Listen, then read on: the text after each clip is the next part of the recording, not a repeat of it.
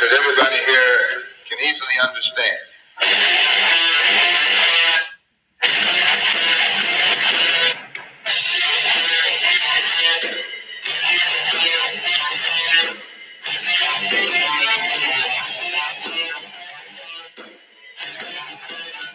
Look in my eyes, what do you see?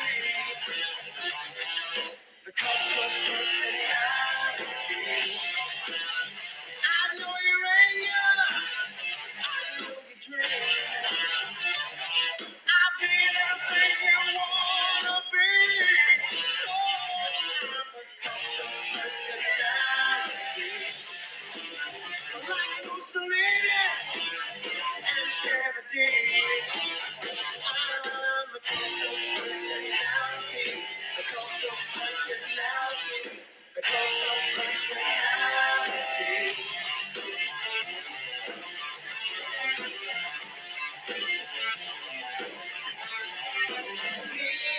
All right. How's everybody doing? It's me, it's Alan Houston. Welcome back. Academic researcher, scholar. Blood, sweat, and pray every day. No track left unheard. So it's been a little bit since I haven't done podcasts. I've been dropping little samples of things that I've been doing for my lectures and stuff like that, presentations. Excuse me. So to actually get back and to do like a regular full podcast series is kind of nice to just change it up. And I got to keep remembering like this is actually like part of doing the academic work. I forget that so much and so easily. So welcome back. And we'll be keeping this stuff going.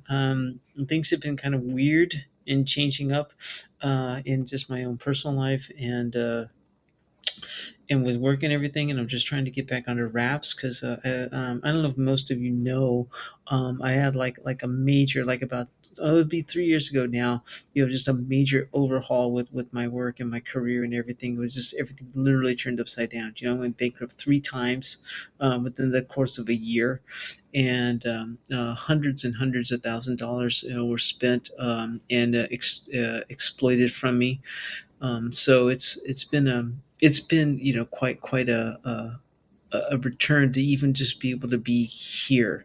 So and then getting back on track and having to really come to grips with where I am academically, and embracing the fact that I am a professor. I am a teacher, and and dealing with those kinds of stuff. So it's really been quite a journey, to get back to where I'm at and what's going on with things. So that said, we're back, and I was dealing with. Did an article yesterday because of some stuff that came up that obviously most people know what was going on with D'Angelo and his passing at the age of 51. And when I heard that, I was like, man, 51, how young is that? you know um that was just kind of like a sobering moment for me, I guess, and taking it under wraps, and what was going on with him, and what happened. Dying of pancreatic cancer is, that's quite an ordeal as well. So and also, excuse me, I was having kind of a, well, I mean, just truth be told, I mean, I was actually kind of examining and looking at the work that I was doing. I just didn't feel like anybody was listening, paying attention, or even caring about what it is that I'm trying to do. I've been in this game now for almost 30 years on my own, and I've gone through many bumps and bruises along the way, and and especially within the most recent past 3 years with all the stuff that's been going on. I literally is I just, and when I was reading some of the responses that I was getting from the articles and things I was writing, it was, I was just kind of aghast. I was like, what is it that people want? You know, it's, and so really for the last almost 48 hours, yeah, about 36, 40 hours now, I really had to have like a Well, it would not a paradigm shift, but really kind of embracing that, that working in this kind of musicological background and position and place and space is, it seems to be, what it is that people really enjoy, and it's obviously it's, the easy place for me. I mean, I got a doctorate degree in this stuff, so it's that's kind of fun and nice to know. It was just kind of hard because I was feeling a lot of pressure from other entities and work situations to do things that were really oriented towards what other people wanted. So there was a lot of extra pressure, and I was trying to fulfill those obligations, and just not feeling gratified, and then seeing those comments and things, being lesser, and and not as enjoyable. And I want to do things that people enjoy. I want to be able to share the content I got, and I mean, I'm an academic researcher and scholar. I've had to come to grips with that, within the past year, literally like embracing it. It's after almost 30 years in this business, right? And then really kind of settling down and saying, oh, you know what, maybe this is what I'm supposed to be doing. So talk about a slow learning, or a slow learning curve. Um, and then kind of coming to grips with, I am a critical, musicologist, and that's what I do, and hip hop is my background, and with a specialization in indigenous and native hip hop specifically. So it's but not trying to be pigeonholed and not being a generalist. And I think that was my argument, was, I was trying to be too general, and then the fear of what that meant. So embracing the fact that, I got to write about D'Angelo and his passing, and share that with other people. I got to write about critical punk the other day, and sharing that with other people. I got to write about Janelle Monáe, and and I'm going to be dropping some other ones. I have a whole big one on Inuit hip hop. I'm going to be dropping on people. I have two other articles and podcasts I'll be doing definitely before a couple of presentations I'm going to be doing on native feminism in hip hop. And so, and I really enjoy that area, and like I said, I'm just getting back into punk again, especially, critical aspects of punk, and faith-based punk, conscious punk is the way I was framing it and calling it, conscious punk, rather than just kind of like the inverted unconscious, or, the the the the stereotypical, radical, uh, insensitive, if you want to say it politely, punk rock, but really kind of dealing with conscious critical punk. So I mean, it's like those kinds of things are exciting to me. Excuse me, and I can write about all that stuff all day long, and talk about it, as well as like what's going on with the Super Bowl controversy, which is going to be a new one, and then MTV, going off. Ugh, it died this year, so I mean, I got that article in the can as well, that I'm framing and putting together. So it's all that kind of stuff that I want to be sharing, I want to be doing, and I want to be getting out there, because that's what I do for my work. And that's kind of my go-to with it all. And so I think alleviating a lot of the pressures and the restrictions that I was feeling, from outside, forces, it was just, kind of really coming and saying, is it that really what I'm supposed to be doing? It just doesn't, it feels forced and pressured, and I don't want to be doing that. So and I got my social media, back online, which I was, just posting things, but not really taking advantage of it. So when you go to alanlachusa.com, you'll be able to see all my social medias out there, because I'm active on it all day long, or well, not all day long, but every day I do something, and then all my articles are posted up there, alanlachusa.com. It's got all the stuff. So, you can follow, subscribe, share, and comment, and you're here, on the YouTube, on my, and, on the website, as well as on the Substack. You're seeing this kind of stuff this happening. So it was a big change. All right, I know that was a long conversation just to kind of warm up to the fact that we're going to be dealing and talking about D'Angelo. And we're going to break down some of the stuff, and I gave you in the descriptions a whole big chunk of this article that I wrote. It was a really, really big profile of his things. I've read a ton of stuff about him, and just and I went back and, like, restudied, soul, neo soul, the evolutions of it and whatnot, yesterday. I didn't think I was going to lock down for the amount of time I did, but I spent probably, what, a good 4, well, even counting today, when I put this stuff up. I spent about a good 5.5 hours putting this one together. That's researching and writing, and the editing that went into it. So yeah, almost 6 hours, exclusively, on it. And that's fine. That's what I like to do, and that's what I'm supposed to be doing. And I just want to hear from people and know that you're appreciating and enjoying what it is I'm doing. And I want you to start sharing. I want you to start commenting. I want you to start, following the stuff. I mean, I stripped away all of my all of the money, the paywalls and everything, and I give everything now for free, because I want people to be involved with the conversation.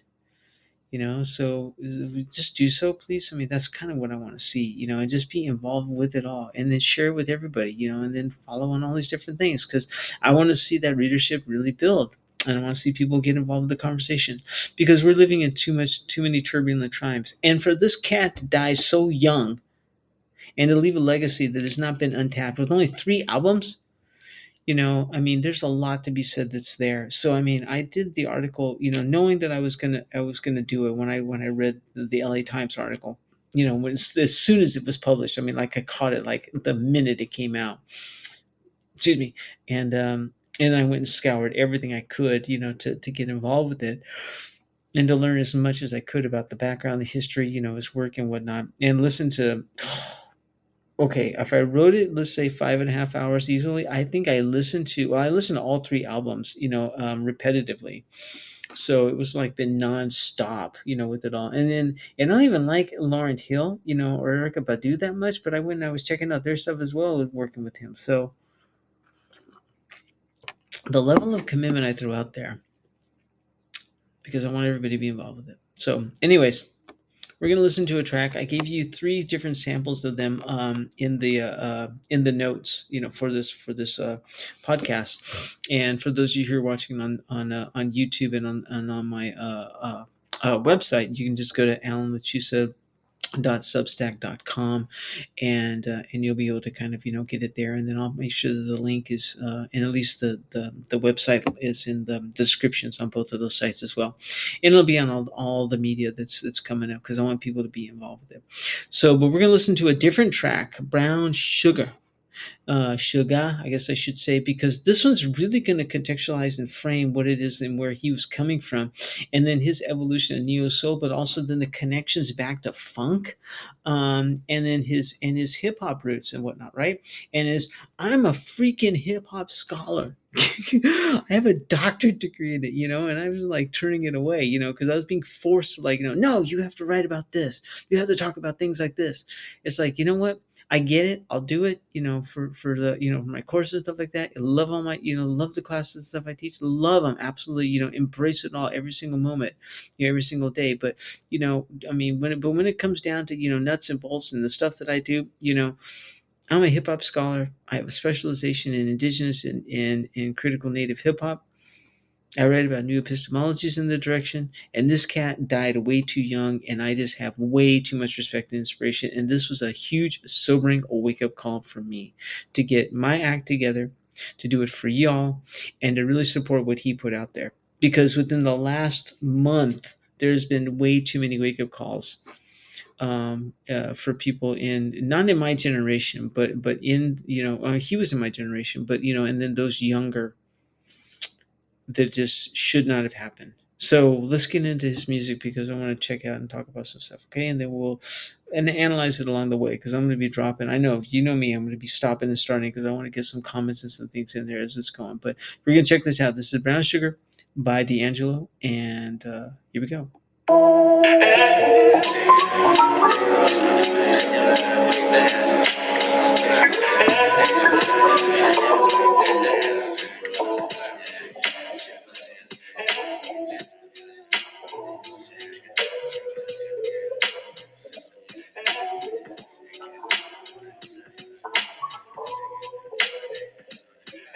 Let me tell you about this girl.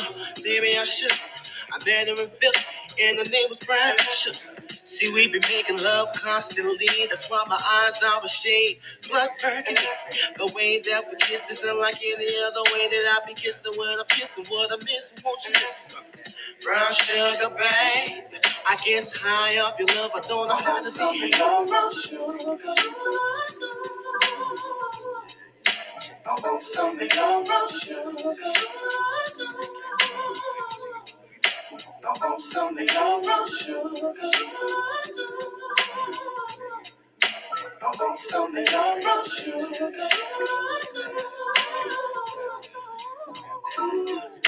Okay, so just check it out.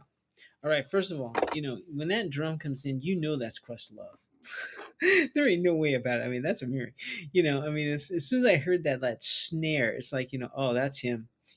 That's got the roots written all over it. And then the way that this track starts, it's got all that rambling and all that background with it, and you're like, what is going on? So I mean, you're thrown into like a sonic tsunami. It's like you don't know what's happening, but you feel it building up, and then all of a sudden it's like boom, and then that backbeat comes in, with that kit. I mean, when Questlove mics his set, his kit, that thing is just like, it's so tight. I mean, the metaphors we can draw with that, and I just have to be polite because I know we're in mixed company, but I mean, oh my goodness, it's just like it kills. And then that's what sets in and propels it. Now if you notice and you listen really carefully to the track, there's all that rambling and mumbling underneath that's going on. And what I like about that is it makes you feel like you're either in a club, or you're in like a normal conversation, or you're hearing the guy's inner thoughts, because this is all about him wandering. I mean, he's digging a girl. He's calling her brown sugar, right? I mean, so it's like, it doesn't get any more sexually explicit than that, you know. And then he wants some brown sugar. So I mean, you can play off of that one all day long. What it is that he wants from her. So it's but I'm gonna back this. Oh man, it's gotten cold out here, so I'm wearing my beanie. And but it's so putting the glasses and the beanie on is kind of like crazy.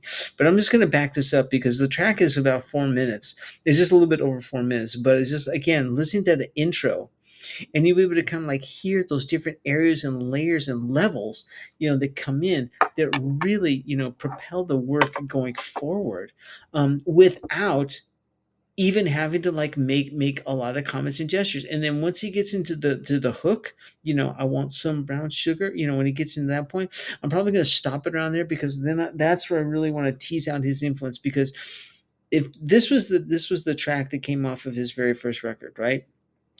The one that was really kind of like the claim to fame, that that brought him into the foreground, from just a kid that was doing it. I mean, and this put him on the map, not only as an artist but also as a producer, and laying this stuff out.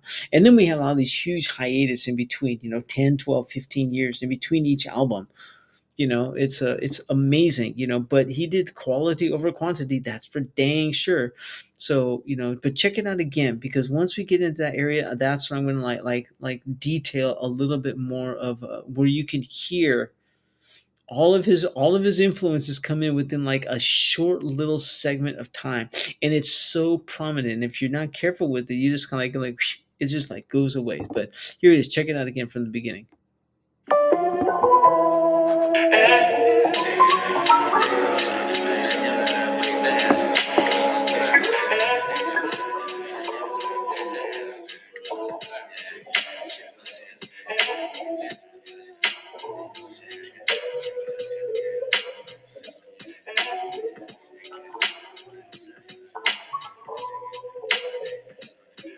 Let me tell you about this girl. Maybe I should.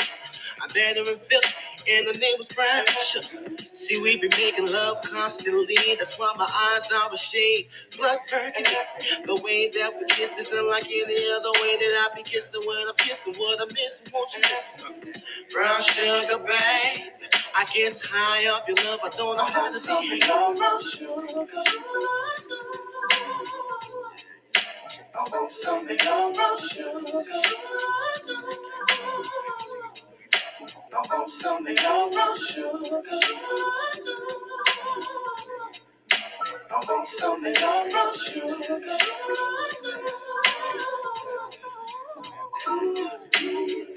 Okay, so It's that snare and that snare and that kick. Oh, it just kills me. But if you listen to the beginning of it, you get that organ that comes in, right? And remember, he grew up and the piano was one of his first instruments, or was his first instrument. And then he played in church and everything like that. But who's that remind you of? I mean, that's got Sly Stone written all over it, and his rap. When he comes into it, and if I can quote the great KRS-One, knowledge reigns supreme. Um, it's rap is what you do. Hip hop is what you live. And when you hear that come in, I just kept thinking, okay, if Sly Stone had gone into the hip hop category, if he'd moved into that away from what he did with his funk, even by the end of his life, that would be like what it was. And if Prince scaled back a little bit more from where he was going with things in his R&B and superimposed, hyper extended, funk, genre, and if he pulled in a little bit more of it, that's what it would be. It's almost like a marriage between the two. And then it's got his nice quality, and what's because this guy's got a range, when he sings, and when he's so like check out the track, down below, the Untitled, that I give to you. That one's is like a huge claim to fame for him, especially the video I talk about in the article like extensively. But his introspective dialogue at work, oh, it's so menial and it's so purposeful, even within a whisper. But then when he goes into his sermonization, man, his range just like extends. It's like a supra tenor, sound, that goes into it. So he's got this really broad perspective. But right here, where he's just rapping and his words just come out and they just float, off of it. And again, it's coming from his mind. This is him thinking about what's going on. That's why you hear all the rumbling and the meandering in the background that's happening. This is from a first person, but it's his mental perspective.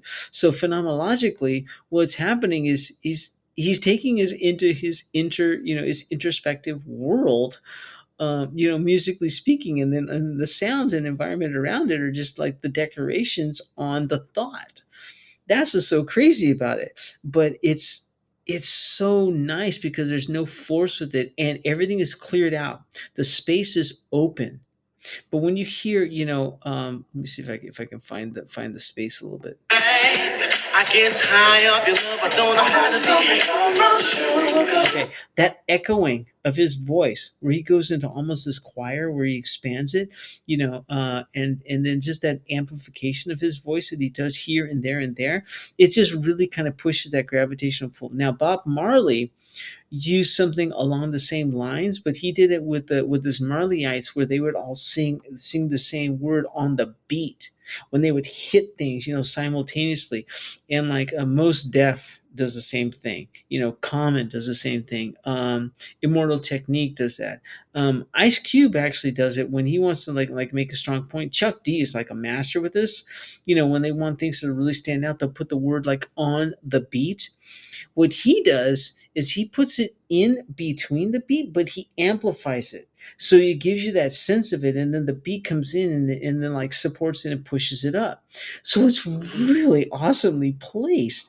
I mean, his timing, and there was only one article that I read that talked a little bit about his timing and his elegance, but and it makes sense because a lot of musicologists have not like talked about his stuff yet. So for kudos to you, because you guys are actually like then on the cutting edge of like getting some of this discourse out there and analysis about his stuff. It's not just coming from some schlock. I mean, literally, locking down, listening to almost 20 hours of his work. 3 albums back to back simultaneously, over the last 24 hours. That's a long time. So anyways, I know my math is up, but you get the point. I've been listening to like his stuff constantly and analyzing it and going through it and watching these videos and doing all this stuff, because I'm not going to give you guys ham cheese sandwiches on burnt rye bread. I want this stuff right. And if this cat really put out his work, and if he dedicated and put his blood, sweat, and pray into it as well, I got to do the same thing. I have to live up to what he called it because this dude dropped the gauntlet and we didn't pick up on it with the authors and such. And I dropped a few in there. Now I got to give credit, you know, to Anthony Neal. Props up to the professor. I mean, his stuff is awesome. And Clive Campbell, dig it. Those cats are like on point with what they do. Um, their work and talk about soul and neo soul. Okay, that's bomb track right there. Okay, that's solid. But a lot of these other schlocks, they're just like writing for like the mainstream media who has like no idea who he is, and is trying to update everybody and get him caught up really fast because he passed away and it's an assignment. This cat was not an assignment. This cat is a lived experience. Again, go back to KRS-One. Knowledge reigns supreme. Rap is what you do. Hip hop is what you live. If this cat brought out. And he's one of the founding four, along with Erica Badu, Laurent Hill, and Maxwell, who helped bring and promote what is the neo soul movement. Coming out of the whole lineage of it, from Tony, et al. And it's really kind of growing out of that era and referring back to to Funk's origin, with Marvin Gaye, with that R&B sound that he's got in there, and with Sly Stone's attitude in this, subtle. Because I mean, Sly Stone was in your face. Just call it what it was. I mean, that cat. When he put it out there, there was like no question. He was telling you what was going on. If you think I'm wrong, just listen to any of his tracks. It's a even his ballads are like in your face. And then the James Brown attitude that's just like is like put inside of there. I mean, he's playing tribute to the Godfather, you know, the Godfather, James Brown, inside of this, and he does it eloquently with his sermonizing. Again, listen to the Untitled that I give you the track down below. But I mean, here it's introspective. It's got all these nuances that are being framed and pushed around, and it's all coming from a conscious perspective and point of from his brain. That's what's like so like flipped on it. Okay, in the article I dropped what are my, what is it, six elements of what I see is the actually the foundations and pillars of what hip hop discourse is supposed to be. A hip hop pedagogical and a wave of epistemology that's going to help move it forward. So, and I framed it out there because when people talk about hip hop, they go back to the founding 4 or 5 elements of hip hop, right? And I'm saying, okay, that's cool, but we need to actually have like some frames and tenets that are moving beyond just what those functionalities are, because that's what makes up the culture. Now, if we're going to be studying it and teaching it and working it and sharing it out there, what actually is going on with it? So, I mean, you get the message, you get community, you got consciousness, you get vocality, you get a text, and then you get activism. And he does all of them in every single one of his pieces. I have yet to hear, even Africa, the shortest track that's on his last album, Voodoo, even that one's got it. I mean, it's like, what?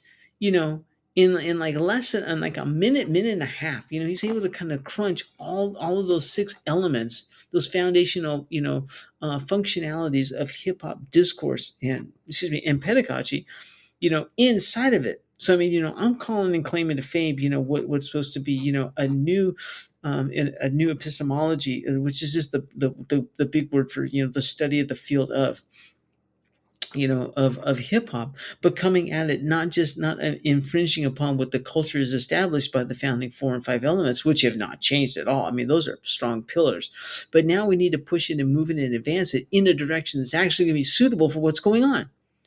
And this cat is like calling it out and doing it, and we only listen to it twice, but I mean that's only 50 seconds into the song. That's less than a minute.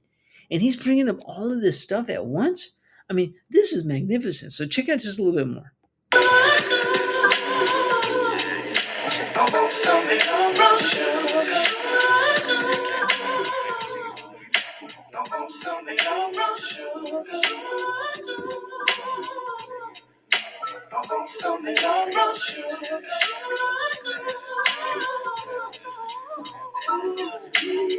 Oh, sugar, when you're close to me, your love me right down to my knees.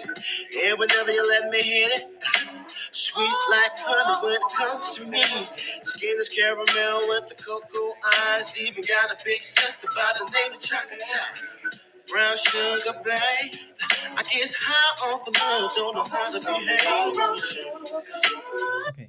So again, when he comes in with it, it's so subtle. Now I'm going to tell you, some analysts are going to read this one and they're going to think it's a love letter. Some people are going to talk about this and say that, oh, he's talking to her, he's writing about her, he's doing all that. No, he's actually, this is just from his brain. This is him thinking about who she is. And he's talking to her, but he's fantasizing about who she is. That's why you have all these different layers and levels that are coming in the interplay with it. Because think about it, when you're actually having a thought, is that the only thing that's going on in your brain? No. If you're having a thought and you're like in traffic, you're worrying about the person, next to you, behind you, all this kind of stuff, how late you are, did you actually bring what you need? I mean, you're having all these rambling thoughts are going on, right? So that kind of rumination is happening, and he's doing it here in the music. And the thing that's the most constant, do you hear it? There's two elements that are the most constant that frame this whole thing. It's that drum. It's extremely clear, and then there's the organ that plays along with it. So that instrumental track that's going on, and then all those rambling thoughts, all that verbiage and stuff that's down below, just the stuff, the chatter that's consistent.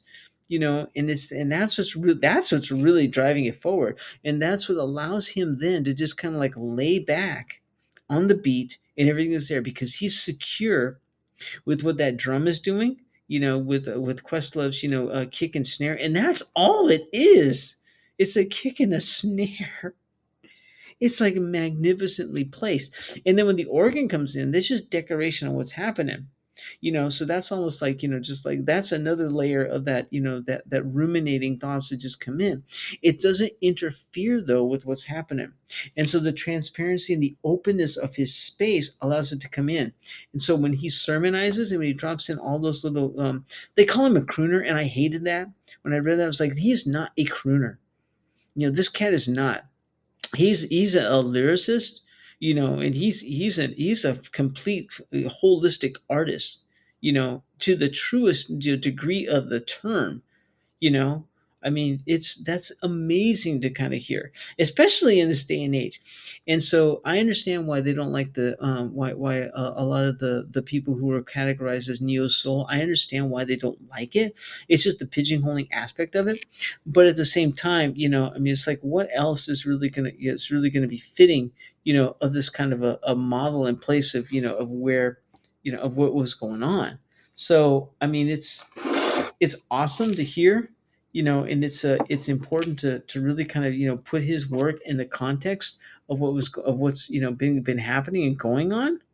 So I mean, I don't know what else to really kind of, to kind of, hopefully everybody, gets all this stuff from it, because I know what people are going to say about his work, and I'm just like not anticipating reading those kind of like terrible analyses, of things, and then them being brought down and dropped without having any background, without having any of the context, without ever listening to, Sly Stone or Prince, or Marvin Gaye, or even James Brown, to that effect. I mean, it's just because this cat's calling them all out there,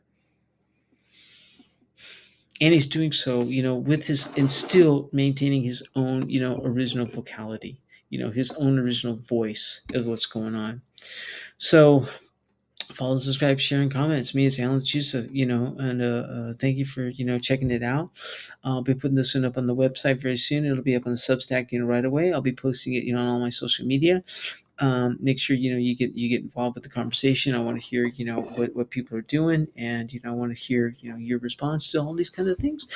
Definitely go check out alanlechusa.com. You'll be able to kind of see all my social medias up there, and then all my articles and things that are up, because like I said, I'm writing stuff and doing these things, every single day. And like I said, in the light of all the recent, unfolding, issues personally, as well as what's been happening culturally, it's time to maybe step up to the plate, because these guys really dropped drop the heavy weight, in the lap. So let's see what we can do to really kind of support and then push that agenda forward. I'm doing it all for free, and I just want to get people involved with this. So those of you who are on YouTube, go and check out alanchusa.com. You can see all the stuff and everything on the Substack, and the comments and everything are there. And then the excerpts from the article I also put it in included with it, because this is a real big one and he deserved that kind of attention. So I'll talk to everybody in the next episode. We'll see what we're going to be talking about then. That we have left, we want to talk right down to earth in a language that everybody here can easily understand.